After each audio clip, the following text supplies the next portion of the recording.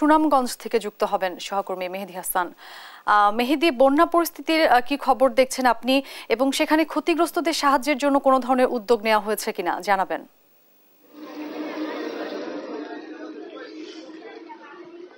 অরিন, গত 5 দিন ধরে কিন্তু সুনামগঞ্জে বন্যার পরিস্থিতি স্বাভাবিকের প্রতি ছিল। গত 5 দিন সুরমা নদীর পানি অনেকটাই কমেছে এবং আজকেও সুরমা নদীর পানি কমেছে। গত 24 ঘন্টায় 6 সেন্টিমিটার পানি কমে বর্তমানে বিপদসীমার 36 সেন্টিমিটার নিচ দিয়ে পানি প্রবাহিত হচ্ছে, যেটি আসলে মানুষের জন্য এখন আশাজাগানীয় খবর।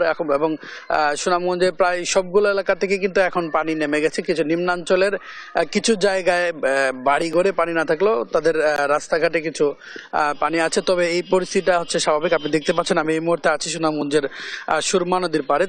আমাদের সুনামগঞ্জের পানি উন্নয়ন বোর্ডের নির্বাহী প্রকৌশলী মামুন হাওলাদার আমাদেরকে জানিয়েছেন যে নদীর পানি আসলে কমেছে। শুধু সুরমা নদীর পানি না, জাদুকাটা, রক্তি, বৌলাই, কুশিয়ারা জেলা সহ সবকটি নদীর পানি কিন্তু বর্তমানে কমছে, এবং যার কারণে বন্যার পরিস্থিতির যে সংখ্যা আসলে সেই সংখ্যাটা কেটে গেছে। এবং আরো আগামী যে 48 ঘন্টা, সেই 48 ঘন্টায় কিন্তু পানি আরো কমবে বলে তারা ধারণা করছেন। এবং আজকে সকাল থেকে আপনাকে একটা বিষয় জানিয়ে, আজকে সকাল থেকে কিন্তু ঘুরি ঘুরি বৃষ্টিপাত হচ্ছে, তবে এই বৃষ্টিপাতে তেমন কোনো পানি বাড়বে বলে তারা মনে করছেন যে এই বৃষ্টিপাতে তেমন কোনো পানি বাড়বে না।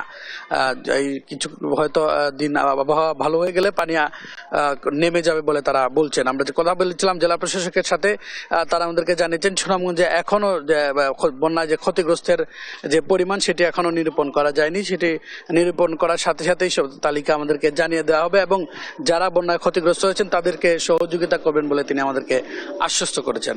আরেকটি বিষয় জানিয়ে রাখি, সুনামগঞ্জে প্রায় 250 কিলোমিটার সড়ক কিন্তু এই বন্যায় ক্ষতিগ্রস্ত হয়েছে, এবং প্রায় 8000 পুকুরের মাছ এই বন্যায় পানিতে ভেসে গেছে বলে আমাদেরকে জানিয়েছে সুনামগঞ্জের মৎস্য অধিদপ্তর। তো মোটামুটি এই ছিল আমার কাছে সুনামগঞ্জের বন্যার সর্বশেষ তথ্য। অরিন।